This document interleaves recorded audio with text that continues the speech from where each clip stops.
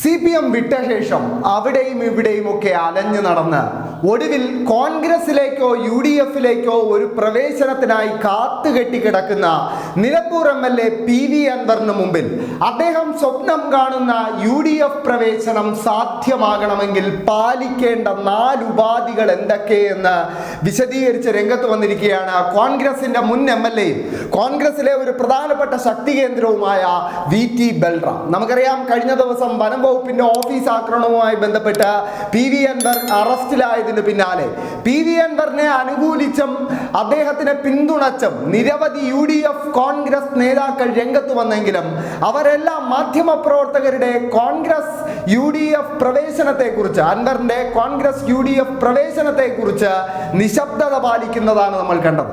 ആ ഘട്ടത്തിലാണ് ഇപ്പോൾ VT ബൽറാം അൻവറിന് മുൻപിൽ 4 ഉപാധികളുമായി രംഗത്ത് വന്നിരിക്കുന്നത്. ആ 4 ഉപാധികളും വിശദീകരിച്ചുകൊണ്ട് ഏതാനും നിമിഷങ്ങൾക്ക് മുമ്പാണ് VT ബൽറാം ഒരു ഫേസ്ബുക്ക് പോസ്റ്റ് പങ്കുവയ്ക്കുന്നത്. ആ ഫേസ്ബുക്ക് പോസ്റ്റാണ് നിങ്ങളിപ്പോൾ സ്ക്രീനിൽ കാണുന്നത്. അതിൽ പറയുന്ന ആദ്യത്തെ ഉപാധി അത് രാഹുൽ ഗാന്ധിക്കെതിരായി PV അൻവർ ഇടതുമുന്നണിയുടെ ഭാഗമായിരുന്നപ്പോൾ നടത്തിയ അധിക്ഷേപ പരാമർശം പിൻവലിക്കണം എന്നതാണ്. രണ്ടാമത്തേത് അത് VD സതീശൻ എന്ന പ്രതിപക്ഷ നേതാവിനെതിരെ നിയമസഭയിൽ PV അൻവർ ഉന്നയിച്ച 150 കോടിയുടെ അഴിമതി ആരോപണം പിൻവലിക്കണമെന്നതാണ്. മൂന്നാമത്തേത് അത് ചേലക്കര നിയമസഭാ ഉപതെരഞ്ഞെടുപ്പുമായി ബന്ധപ്പെട്ട് അൻവർ നടത്തിയ ചില ജാതീയമായ പരാമർശങ്ങൾ പിൻവലിക്കണം എന്നതാണ്. ഈ 3 ഉപാധികളാണ് ഏറ്റവും പ്രധാനമായി VT ബൽറാം അൻവറിന് മുമ്പിൽ വയ്ക്കുന്നത്. പക്ഷേ ഈ 3 ഉപാധികൾ അൻവർ പാലിച്ചാലും അൻവർ പാലിക്കാൻ സാധ്യതയില്ലാത്ത, അൻവർ ഒരിക്കലും അംഗീകരിക്കാൻ സാധ്യതയില്ലാത്ത ഒരു 4ാമത്തെ ഉപാധി കൂടി VT ബൽറാം മുന്നോട്ട് വയ്ക്കുന്നുണ്ട്. അതിങ്ങനെയാണ്: തൻപ്രമാണിത്വവും ധാർഷ്ട്യവും ഒരു പൊടിക്ക് കുറയ്ക്കണം. നമുക്കറിയാം, അൻവറിന്റെ സംസാരത്തിലും അദ്ദേഹത്തിന്റെ സംഭാഷണങ്ങളിലും അദ്ദേഹത്തിന്റെ ശരീരഭാഷയിലും ഒക്കെ എപ്പോഴും നിലച്ചു നിൽക്കുന്ന ഒന്നാണ് അദ്ദേഹത്തിന്റെ തൻപ്രമാണിത്വവും ധാർഷ്ട്യവും. ആ തൻപ്രമാണിത്വവും ധാർഷ്ട്യവും ഒരു പൊടിക്ക് കുറയ്ക്കണമെന്നാണ് VT ബൽറാം പറയുന്നത്. ആദ്യത്തെ 3 ഉപാധികൾ അൻവർ പാലിച്ചാലും ഈ 4ാമത്തെ ഉപാധി അൻവർ പാലിക്കുമോ എന്ന് കണ്ടറിയേണ്ടി തന്നെ ഇരിക്കുന്നു.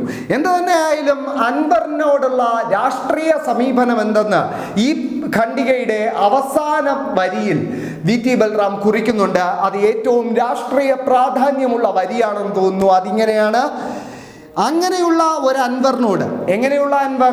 ആ 4 ഉപാധികളും പാലിക്കാൻ തയ്യാറാവുന്ന ഒരു അൻവറിനോട് രാഷ്ട്രീയമായി സഹകരിക്കുന്നതിൽ UDF-ന് പ്രശ്നമുണ്ടാവേണ്ട കാര്യമില്ല. അതായത് രാഹുൽ ഗാന്ധിക്കെതിരായ അധിക്ഷേപ പരാമർശം, VD സതീശനെതിരായ 150 കോടിയുടെ ആരോപണം, അതോടൊപ്പം ചേലക്കര നിയമസഭാ ഉപതെരഞ്ഞെടുപ്പ് വേളയിൽ നടത്തിയ ജാതീയ പരാമർശങ്ങൾ, ഇത് 3ഉം പിൻവലിച്ച് താണു വീണ് മാപ്പു പറയുകയും അതോടൊപ്പം തൻപ്രമാണിത്വവും ധാർഷ്ട്യവും ഒരു പൊടിക്ക് കുറയ്ക്കുകയും ചെയ്യുന്ന അൻവറിനോട്, ഈ 4 ഉപാധികളും പാലിക്കുന്ന അൻവറിനോട് ഒരു സഹകരിക്കുന്നതിൽ, രാഷ്ട്രീയമായി സഹകരിക്കുന്നതിൽ UDF-ന് പ്രശ്നമുണ്ടാവേണ്ടതില്ല എന്നാണ് കോൺഗ്രസിലെ ഒരു ശക്തി കേന്ദ്രമായ VT ബൽറാം വിശദീകരിക്കുന്നത്. VT ബൽറാമിന്റെ ഈ ഫേസ്ബുക്ക് പോസ്റ്റ് ഇപ്പോൾ കോൺഗ്രസ് പ്രവർത്തകർക്കിടയിൽ തന്നെ ഒരു ഭിന്നിപ്പ് സൃഷ്ടിച്ചിട്ടുണ്ട്. സംഭവം എന്ത് തന്നെയായാലും അൻവറിന്റെ രാഷ്ട്രീയ യാത്ര അതൊരു വല്ലാത്ത യാത്രയാണെന്ന് പറയേണ്ടിയിരിക്കുന്നു. കാരണം അൻവർ CPM-ഉമായുള്ള ബന്ധം ഉപേക്ഷിക്കുന്ന ഘട്ടത്തിൽ അദ്ദേഹം ആദ്യം മുട്ടിയ വാതിൽ അത് തമിഴ്നാട്ടിലെ ഭരണമുന്നണിയായ ദ്രാവിഡ മുന്നേറ്റ കഴകത്തിന്റെ ഓഫീസിലായിരുന്നു. അതിന്റെ ഭാഗമായി അൻവർ ചെന്നൈയിലെത്തി DMK നേതാക്കളെയൊക്കെ സന്ദർശിക്കുകയും ബൊക്കെ കൊടുക്കുകയും ഒക്കെ ചെയ്യുന്നത് നമ്മൾ കണ്ടിരുന്നു. പക്ഷേ CPM ഉയർത്തിയ ശക്തമായ എതിർപ്പിനെ തുടർന്ന് DMK അൻവറിന് മുമ്പിൽ അതിന്റെ വാതിലുകൾ കൊട്ടിയടച്ചു.